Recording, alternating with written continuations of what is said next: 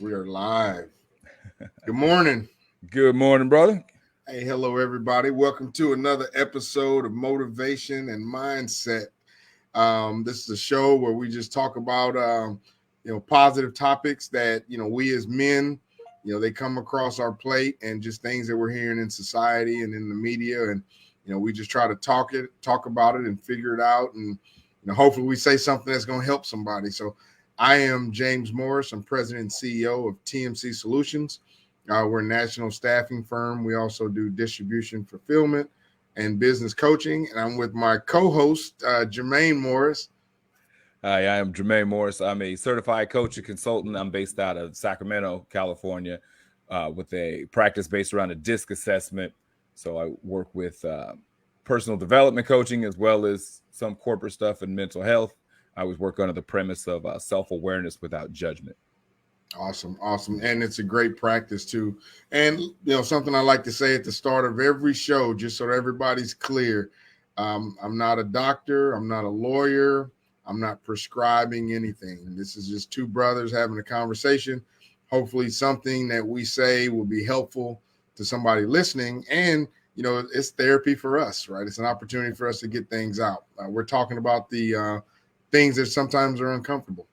So let's just jump right in. So today we kind of have a different topic, right? I was thinking about this last night, and I'm thinking about medicine. Okay. I can remember in the old days, they talk about castor oil, and, sometimes it may not be good to you, but it's good for you. So today what we're really talking about, and there's a lot going on in the media, there's a lot going on in sports, there's a lot going on in politics. And what I'm learning is so often we want to tell people what they want to hear, not what they need to hear. And so that's what we're going to broach today. So I'll kick it over to you to kind of get us started. What are your thoughts on that? I know sometimes, we when we're close or we don't want to lose people, sometimes we sugarcoat. Yeah. But, what are your thoughts there? Yes. I think that happens a lot. It's sad. That's not one of my philosophies. Did that show for years, A Cold Cup of Coffee. It was real life without the sweeteners, a cold and sometimes bitter but necessary sip of reality. Right. But oftentimes, when we talk to people, we want to spare their feelings. We don't want to be confrontational. Sometimes it's not even about them. It's like, I don't want to get into this, or I don't want to have this. I don't want to have an argument.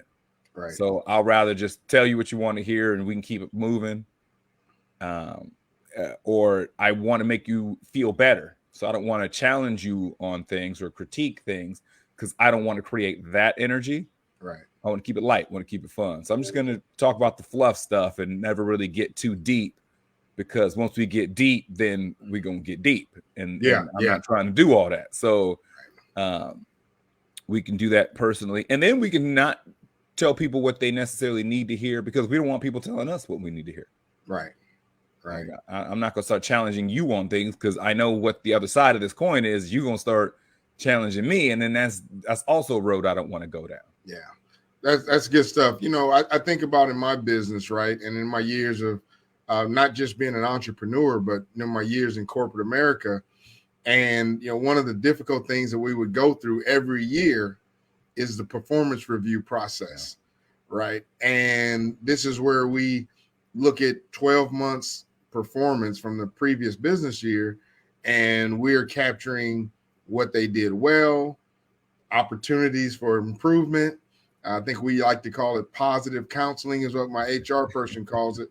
And, I can remember days where I might have been doing a performance review for an employee that I had a relationship with, that we were friends, we were tight. And it's hard to sometimes sit down and tell them, the reason you're not getting promoted is because you can't get to work on time, or because you don't know how to treat people, or, whatever the issue may be. And then as I matured as a leader, I started to realize that I'm not doing this guy any favors by not telling him the truth.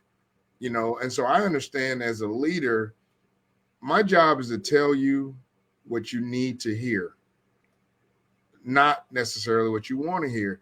And the benefits of doing that is if I tell you what you need to hear, you have an opportunity to be more successful. Yeah. Sometimes that means making more money. You have an opportunity to be promoted. But also as a business owner, the more productive my team is, the more productive my organization is. So I improve from it. The flip side of that has been the one that I sugarcoat, and then it gets to a point where you have to terminate, let that person go. Yeah. And they're oblivious. Well, why are you firing me? Well, because you're late every day. Oh, I didn't think it was a big deal. Well, of course it's a big deal. Why didn't you tell me? Yeah. Right? If there was a problem, why didn't you tell me there's a problem and give me an opportunity to fix it? Well, I didn't think you would take the feedback. Well, I can no longer say, worry about whether or not they can take the feedback. I learned feedback is a gift. Yes. Most people don't look at it that way, but feedback is a gift. And so, one of the things that I really try to do in business is I tell people it's medicine. It don't always taste good. And, people walk around and sometimes they may not speak to me for a couple of days, but if they make those improvements, then they're going to be a more productive, more successful associate. So let's talk about that a little bit on the personal side, right? That's how we talk about the medicine on the business side, but let's talk about, on the personal. Well, even just to stick with what you were saying first on the business, because I had a firsthand experience. I remember when I was younger and I was working at this place, there was an assistant manager where I was at, and he was everybody's friend. Like, he was the cool guy. Yeah. He didn't ride you. He didn't, he was really like whatever type attitude. And I remember having my like a review because it's up for a raise. And all of a sudden, like, then I was going over the meeting with the boss, like the manager of that department, that store. And she was just like, yeah, you don't qualify for a raise because of, in your review, your assistant manager said A, B, and C about you. And I was hot because I worked with you. I just took it from the manager, whatever. And then when I was done, I'd press the assistant manager, like, I'm with you almost every day, and you never brought up one of these things. Right. And his thing is, he didn't want to be the mean guy or be the people not like him, but he had to do his job and fill out the stuff, to justify why to give people raises or promotions or whatever. Right. And I just remember I was like, you're worried about being my friend. You think I'm more of your friend now that I can't get a raise? Yeah. Like, well, he's cost you money. He's cost you opportunity. If you'd have just told me day one, like I said, the feedback would have been corrected. Right. And then fine. But by him not addressing it, then it was like I wasn't there much longer after that. Then it's yeah. Well, and that's the thing about it is, as leaders and friends, as partners, we think we're doing someone a favor by not being open and honest with them and giving them honest feedback. And I'm talking about, feedback. We think that we're doing them a favor, but we're not, right? I think in the long term, we're damaging them. As long as that feedback is open and honest and objective, versus subjective. I don't like the way you walk, or, I don't have time for that foolishness, right? But I think as long as we're giving objective feedback, we're helping that person, right? We're helping them to be successful. We're helping them to get to that next level or whatever the opportunity, helping them just to be a better partner, a better friend, hey, man, I think you're drinking too much. Yeah. That's good feedback. Well, why do you feel that way? Because every time we go out, you're drunk, or this happens, or I'm worried about you getting a DWI. Well, now at least we've implanted that seed that, wow, somebody else recognizes that I'm going through something, right? And that probably opens up another dialogue, right? An avenue to provide assistance.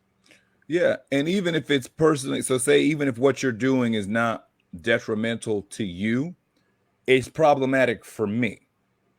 Right. So if, say, it's not something as extreme as drunk driving or something that's maybe it's just the way you communicate, I take issue with. Right. And so it's like, but I'm not going to address it. But now I start to resent you. Right.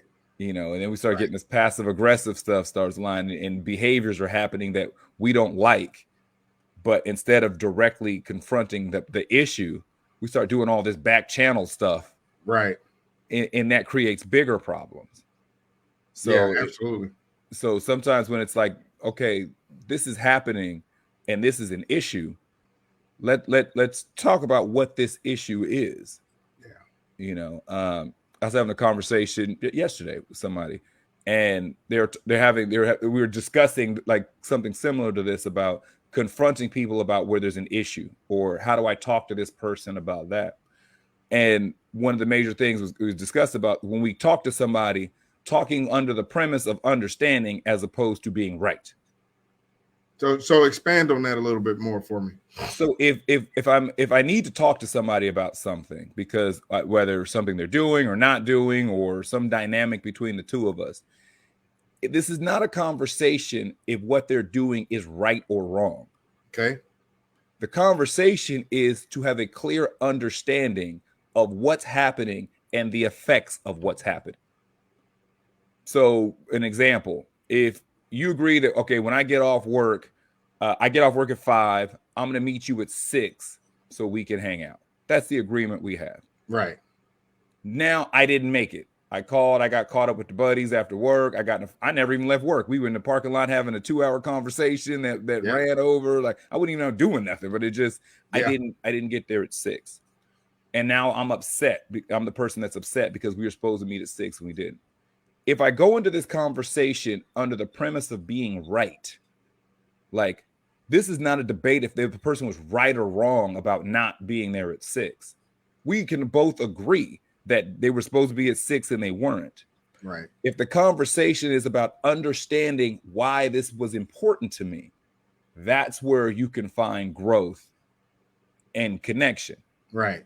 If you just keep coming at the person, you were wrong, you were supposed to be there, you were wrong, you said you were going to, you were wrong, you were going to, fine. Like, there's nowhere to, I agree, I was wrong. Now what?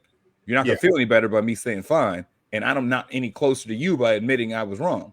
Right. So, but if I understand, oh, the reason why is because you were gone all day, I made plans for dinner, I did A, B, and C, and when you didn't come, this is why I was upset. Okay, I understand why this is an issue.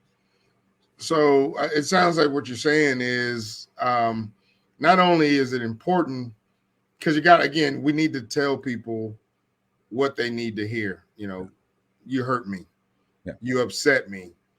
Every time you're late, I feel some type of way about it, as the young people would say. But I think, one thing that I like that you've brought up is not just the communication, but the method of communication. Yeah. Because I guess if you just blow off the handle and now you're going to read him his rights, well, if your delivery is so poor, your message isn't going to be received. Yeah. So I think this is almost an add-on to the conversation, right? We need to tell people what they need to hear, but we need to understand our audience enough to where, I have 3 boys, as you know, your nephews, right? I got one that I just have to give him a hug and sit him down, even with the tough stuff. Yeah. I got one that I feel like I just want to give him a good cussing out sometimes, right? Because that's what he's going to hear. Yeah. And I've got a third one where I have to take a step back, let some time pass, let the excitement of the situation pass, and then sit down with them and say, okay, now let me tell you why I haven't been able to look you in the face for the last 2 weeks, X, Y, and Z. Well, if I communicate differently, or in a way where they can't receive it, well, they're not getting the message, right? Because I got one that as soon as I raise my voice, he shuts down. Yeah. So I know that, I can't get him what he needs to be successful. I can't warn him about a danger. I can't prepare him for what's coming down the pike. So I think we definitely cannot underestimate the value of the delivery method. Yeah. The how is huge. Yeah. And the fact, like with that example of knowing which one, okay, I can yell at this one and they can still receive it. Right. But if I yell at this one, they've tuned me out by word 3. Yeah. knowing your audience. And so for some people, like when we're in the interpersonal dynamic, we get hung up on the message, not the delivery. The person that's putting it out there. Yeah, we'll stand on being right as opposed to being understood. Right.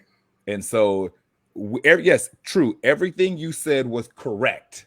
You were right in your information. Right. But it was not received. It was not understood. Half the time it's not accepted.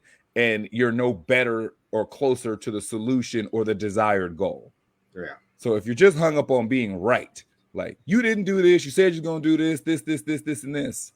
All like we hear is the Charlie Brown teacher. Right. Nothing penetrated. There was no understanding. There was no connectivity. Nothing. So yeah, you were right with the words that came out of your mouth, but you're not getting the desired result, and there's no understanding. Yeah. It kind of reminds me of, there's a coach that I follow online by the name of Greg Doucette. Okay. Different guy, but he's a pro bodybuilder, or he was at some time. He races bikes, but he has a very straightforward delivery when he talks about fitness. Okay. Right. And he uses the term all the time. I'm going to tell you what you need to hear, not necessarily what you want to hear. I'm here to help you. And so there's a topic, and you and I were kind of talking about it earlier, weight. Okay. Right. People talk about weight. Can't lose weight. I'm exercising. And, Coach Greg, his delivery is always, you cannot trick, outsmart, or the laws of thermodynamics. Okay. Right. So when you're talking about losing weight, now we're not talking about muscle, and I'm just talking about losing weight. Calories in, calories out. If you're telling me you can't lose weight, you're putting too many calories in your body. Yeah. Because if you're burning more calories than you're taking in, you're going to lose weight. Yeah. If you're eating more than you're burning, you're going to gain weight. There's nothing. I don't care if it's a little bit of cake or a whole lot of steak or vegetables. It doesn't matter. And so I just, Coach Greg he's hilarious. I definitely encourage you to check him out. But he talks a lot about, we need to be honest and tell people what they need to hear. Quit lying. Oh, look like you're losing weight. Right. But we and everybody wants to feel good, and they want to make people feel good. Yeah. But I certainly think we have to do better. And I like to always put things on myself. Whether it's in business with the performance review process. One thing I've learned is I try not to wait to the end of the year. I try to constantly give feedback. Oh. Now, people they get tired of it, because when you get into a performance review, you're supposed to be reviewing the last 12 months, but typically you're reviewing the last quarter. Yeah. How does this person perform? Because that's what I remember. That's what's fresh on the dome. So when you're doing weekly check-ins, and you're telling people, hey, listen, you got deadlines that need to be met. You got deliverables that need to be done. You've got customer service calls that need to be made. You have business development. You're not hitting them. When you're not hitting them, you're not hitting your metrics, but the company's not hitting our metrics. It's having an impact. Well, if you've heard that for 10 out of 12 months, when we get to the performance review process, and now you're like, oh, I didn't qualify for my bonus. Well, why not? Well, because you missed 10 out of your 12 deliverables. There's no surprise. Yeah. Right. And so that's another thing. So I think as we bring it back home a little bit, when you're telling people what they need to hear, I think we need to do it before we reach that boiling point and things explode. Yeah. Right. So I think it starts off with, in your example, hey, honey, you're making it home about, you say you're going to be home at 6. You get home at 6:30 every day. Why don't you just tell me you're going to be home at 6:30? Yeah. Versus this has been going on, and then that one time that you actually stay out till 7:45, now you got a blow-up situation. And you're like, I was out an hour, 45 minutes, big deal. Well, no, you've been late every day. I just been letting it ride. Like my mom used to say, I'm tired of talking. I'm tired of talking. She's reached that boiling point. Yeah. So, but go ahead. I'm sorry. So, no, I would say, so two for that, like, so the one is that, yes, to address these things earlier than later. And if you're dealing with an individual, whatever that interpersonal dynamic is, And as soon as the thing hits your radar, if it's enough to where it's going to alter the dynamic of your relationship, then it's probably something that needs to be addressed. Yeah. Like everything doesn't need to be talked about. Like someone can irritate you, and that's you. That's a you thing. Right. That everything doesn't require, like, it's okay. But if this is an ongoing thing that's like, okay, this is now altering our relationship, then it's something that I need to talk about. But to the other side, and kind of your earlier point is watching. I understand in business, I'm going to constantly give you the heads up because that I'm connected to what you do or do not produce professionally. Yeah, it impacts me. Yes, but some of it is watching personally the unsolicited reviews. So sometimes there's people we know who we just feel like we need to tell them about themselves, what they're doing with their lives, the decisions they made, and they never once asked us our opinion. Right. So being mindful of that, yeah, your sister may need to hear that, but she didn't ask you for help. Yeah. Yeah, your buddy, you may see something going on, but it's not detrimental, problematic. Like I said, he's not an addiction or gambling problem. He's just making life choices you don't agree with. If he's not asking for help or asking for, telling him he picked the wrong girlfriend and he's not complaining about her, telling them you picked the wrong job, but they're fine with it and they're not asking you for money. Like coming in, that unsolicited, I'm going to tell you what you need to hear. We need to be mindful of that. Absolutely. That's something. I'm glad you touched on that because I was actually going to ask you a question. As we talk about telling people what they need to hear, not what they want to hear, people do need to be mindful, right? Because there's a line. There's a little girl I see on one of these TikTok or something, and her daddy's trying to help her tie her shoe. And she's saying, worry about yourself. Worry about yourself. I don't need your help. In her mind, she may be going a little slow, but she's going to tie her own shoe. Yeah. I really think it's important that people understand exactly what you just said. It's just because you identify something, just because you observe a behavior, that doesn't mean you need to tell somebody what they need to hear. Yeah. Because it's none of your business. Yeah. Right. And that's a missing piece, right? Because I know people like that, like, oh, I need to go tell her about herself. Her skirt is way too short. Mind your own business.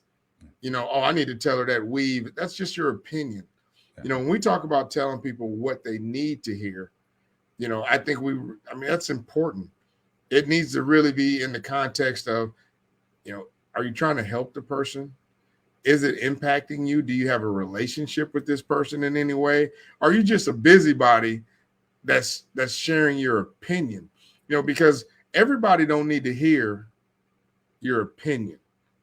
I got some people, I've got an employee, and sometimes I say, I don't need to know everything you're thinking. Just because you're thinking something, I don't care. Yeah. It's not impacting my work. It's not impacting your work. It may be a great idea, but we're trying to get things done. But it is so critical that, everybody's not medicine. Everybody's not qualified to give good advice. Hey, here's what you need to hear. According to who? According to whom? According to what makes you the expert on what I need to hear. So I really think that we need to be respectful. Yeah. And really think about, why do we feel the need to tell a person something? Is it for personal gain? Is it to make me feel better? Is it because I'm tired of looking at it? Or is it to help the person that you're delivering? Because again, feedback's supposed to be a gift, right? Yeah. So are you giving a gift? Are you low-key insulting somebody? Yeah, and this is the right thing. So the information you give may be correct. Exactly. But if they didn't ask for it, it doesn't matter. Yeah, exactly. And if they're not willing to receive it, it doesn't matter. Yeah. I had a funny situation this morning, and not too far off topic, but I came into the office, I parked, and I was grabbing a few things out of my truck, and I saw this young man walking through our parking lot, and he looked like he'd had a rough night. Okay. But I'm just looking at him, and, I tend to be a little old-fashioned, but, he didn't look like he was very well groomed, and his pants were literally on his thighs, lower mid thighs, Okay. and he's walking. So the pants are, really low. And he's holding them up with one hand in the front while he's walking through the parking lot with his slides. Now, the father in me, raising 3 boys, I felt like I needed to tell him, what he needed to hear, which is, man, pull your pants up. But I also understand, as I'm in front of my company, in front of my building, this kid don't know me. I don't want to get shot in the butt, first thing in the morning. So it wasn't my place. Now I can look at him, and he probably looked at me and could see the judgment on my face. But it's not my job to tell this kid to pull your pants up, right? Does he need to hear it? Well, for what reason, right? Is it going to be for his benefit? Maybe. Or it fits into the lifestyle that he's living in, so maybe it's irrelevant. But, I think that's where I have to say I would like to tell him. Yeah. I don't think he wants to hear it, but it's none of my business, so I just know that leave it alone. So with that example, I would probably say there's a gray area with that. So I can see the conversation of this is I guess the underlying thing is right versus understanding. If you're trying to tell him that it's the right thing to pull up his pants, put a belt on, and put on some different shoes, whatever, while you're outside, that could be debatable in an argument. If the understanding is why I think that way and why do you think this is different, then sometimes there's a middle ground. So sometimes you talk to, because I've had conversations with younger men, it's kind of similar like that. And then for some of them, never given it a thought. Other ones are like, yeah, I know. Like I know, but I'm just not going to do it anyway. And it's not even a big deal. It's kind of like, yeah, I know I need to, but I'm chilling. I'm cool. Okay. Yeah. And you can, like, sometimes there's the understanding part, but if you come at somebody with the I'm right, which by default means you're wrong, and especially if it's unsolicited. So, I was minding my own business and you stop me just to tell me I'm wrong. You're right. Like, you stop me just to tell me I'm not living right. Like, yeah. I don't know you. I didn't ask you. And you're just coming at me with judgment on a Thursday morning when I didn't say 2 words to you. Right. That's usually where the things go wrong. And so that's something with that communication, when we're telling people what they need versus maybe always what they want, is it, am I talking to you to prove I'm right, which default is to prove you're wrong, or am I talking to you for some degree of understanding so there can be something learned, something gained, and there being something beneficial? Yeah. Yeah, absolutely. And as I get a little older, for some reason they start calling. I got a lot of people calling me Unc these days. Yeah, once you start getting the grades in there, you qualify as Unc. Right. So they call me Unc, and I think about just continuing down the path that we're going. Sometimes that communication is selfish, right? And I'm gonna give you an example of kind of my thought process, and I have felt this way, probably since I was 18 or 19. Whenever I see somebody that doesn't represent us well, right? And when I say us, I'm talking about as an African-American man, I'm doing the best I can. As I got older, I tried to be a good dad. Wasn't perfect by any means. As I got into business, I tried to be a good manager. I tried to be a good executive. I've had thousands of employees throughout my career. And what I found myself doing was every time I look at one of these young African-American males, I somewhat see myself, right? I remember what I went through while I was working on my education, and what I went through when I was trying to build myself up in corporate America, and what I've gone through as an entrepreneur. And I look at them, and right or wrong, the first thing I say is, what are these people looking at you thinking? Yeah. And when these people look at you, are they thinking about me? Now, I'm not the poster child of all African-American men across the U.S., but there's something in my brain that's like, I want every young man to be clean cut, well-groomed, because they're representing African-American men. Yeah. Now, I'm not by any means saying that I'm right, but I can tell you that throughout my life, I've spent a lot of time saying, hey, youngster, let me holler at you. Hey, what's going on, Unc? Or whatever it is. I'm like, man, pull your pants up. Right now, as a business owner and I own a temporary staffing company, there's people that come in the door, pants down their butts, flip-flops on. They're like, man, I'm just filling out an application. Hey, man, let me holler at you. Yeah. And I've used that as a coachable moment. Like, hey, man, when you apply for a job, man, you need to pull your pants up. You know, you need to look presentable. Because when you go out on one of these assignments, you're representing TMC. Yeah. Right? You're representing the company and you're representing yourself. And you don't want these people, those people, you know, them looking at you like you're less than what you are.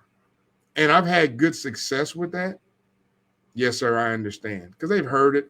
Yeah. The delivery is important. I'm not insulting them. I'm not making them look bad. I'm like, come on, man. You're here for a job. But I think that's what kind of gets me, right? You know, and I feel that it's one of these I need to. This is what you need to hear, youngster. Yeah. But it's not my place. Yeah. So in the confines of business like that, so the business is an easy in because it's like, look, you're coming here to get employment. This is part of the criteria that we look at for employment.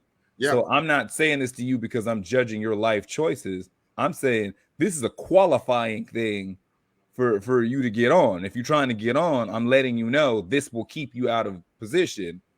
So change it if you want to.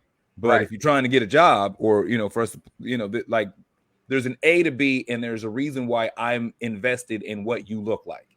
Yeah. Because if you're coming to work for me or represent my company, there's a reason why I care.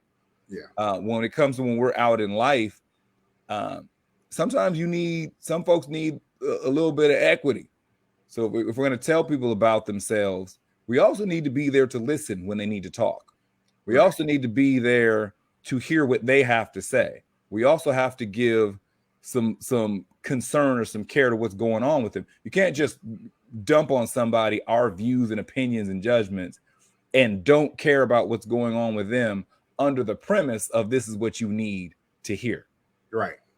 You know, we got them folks that we just always tell them their poor relationship choices, bad decisions with their money, this is, but if you ask them what's going on with them, we couldn't tell you. Yeah. But we got all the criticisms in the world for everything that we disagree with. Yeah.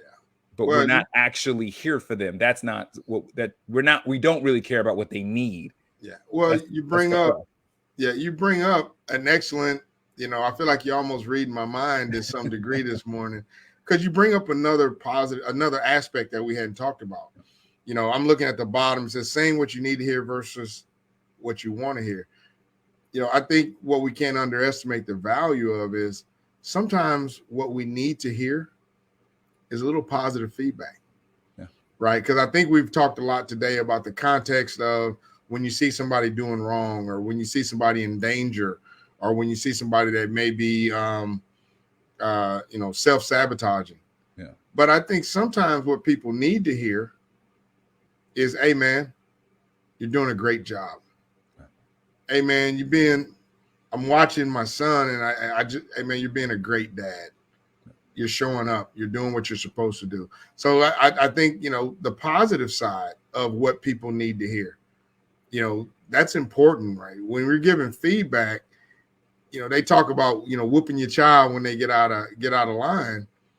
Well, if you never hug them, you know, if you never give them that kiss on the forehead, all them whoopings, they're going to backfire on you. Yeah. You know, they're going to send some very negative thoughts.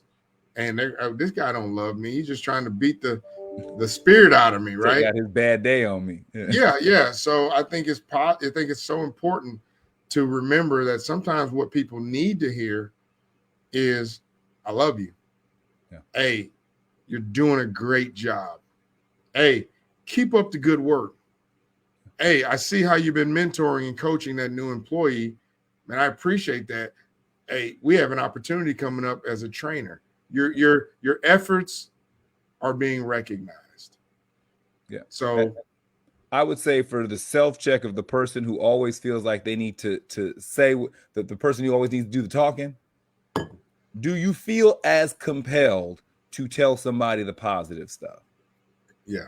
If you're always quick to say, tell this little girl, her skirt's too short, tell this man he need to cut his hair, tell this guy what he needs to do with his money, tell this woman who she needs to change her dating habits or social cue. Do you have the same energy to tell somebody positive things? Right. And if you don't, that might be something to look at. How much of this is about what they need to hear versus how much of this is what I feel like I need to say? Yeah. And I know so many people like that. They critique. I know people that critique everyone they meet. They can find something wrong with every situation. Walk into the store. Oh, they so unprofessional. Why are they unprofessional? They didn't greet me when I walked in. Mind your own business. I agree. Man, I think this has been good, right? This is really positive, right? I saying what people need to hear, whether it's coaching, mentoring, but also encouragement and positive, right? I think that's so critical. So I'll let you wrap it up today, man. This has been a good topic. Yeah. I would just say for the people out there, if you're hearing things from people, everybody who has a comment or an opinion they're not all judgments. They're not all insults. They're not all somebody coming down on you. If you're the person who's on the receiving end of all the information, sure, that might be something to look at. If you keep hearing similar rhetoric, there might be something to it. And then if you're the person who always feels like you have to say something, then just being mindful of why, and then of what, and then of how. Yeah. Why do I have to say something? What is it that I always have to say? Is it positive reinforcement? Is it critical or judgmental? And then how am I delivering this to this person? Am I delivering it in a method that's just trying to prove that I'm right? Or am I delivering this in a method that we can come to some kind of understanding? Yeah, I like that. Hey, man, great talk today. Tell everybody how they can find you. Yeah. So if you're involved so the practice is based around a DISC assessment. And so what that test is a way that shows how we interact with people, how we deal with decision making, our best communication styles, ideal environment, behavioral blind spots, all that sort of stuff. You want more information on the practice, on the assessment, coaching programs, you can go to mykeystome.com. That's MYKEYSTOME, mykeystome.com. And then for following me on anything, it's all the same. It's at J Morris CEO. Awesome. And like I like to tell people, not only do I love what you're doing with your DISC assessments, I'm also a customer and TMC. So all of the leadership team within the TMC organization, they have to go through a DISC assessment as part of their hiring and interview process. What I can tell people out there is that since we adopted that philosophy, our turnover has definitely gone down. Our retention rate is, above 95%. So people aren't leaving because we're making better hiring decisions and we're matching, employees with managers a lot better. So, I'm a big supporter of the DISC assessment program. And again, I'm proud to be a customer. So we're going to continue to use that nationwide. I'm James Morris, president and CEO of TMC Solutions. If you're looking for staffing, whether it's you need a staffing company to come support your firm or you're looking for a job, just go to TMC Workforce Solutions and look us up. Go online. You can apply anywhere in the country. Distribution fulfillment. We're packaging and shipping product. And, now that I've got these high performing teams, that they've kind of pushed me out of my job. So what I'm spending my time doing now is I'm coaching, I'm mentoring small businesses. If you go to morrismotivation.com, I'm actually booked for all of 2023. So feeling very fortunate for that, but we'll be looking for new clients for 2024 that we can come in and coach and mentor and help people get their businesses growing or on track. So definitely want to reach out and want to thank everybody for joining us. Again, we're trying to help some people. We're not doctors. We're not lawyers. We're not prescribing anything, but we're hoping that just through this constant dialogue, we can help somebody. I think we're trying to help ourselves. So this is kind of a way for me to get some therapy without hiring a therapist. So that's awesome. But hey, man, I love doing this show. I think I may be coming to you from Indiana next week. I'm trying to check my schedule. We were in Georgia last week. We're in Texas this week. So getting to move around. But this is a great show, man. And as always, I appreciate your input. Oh, man. Same. Awesome. All right, man. We'll talk soon. And hey, thank you, everybody that tuned in.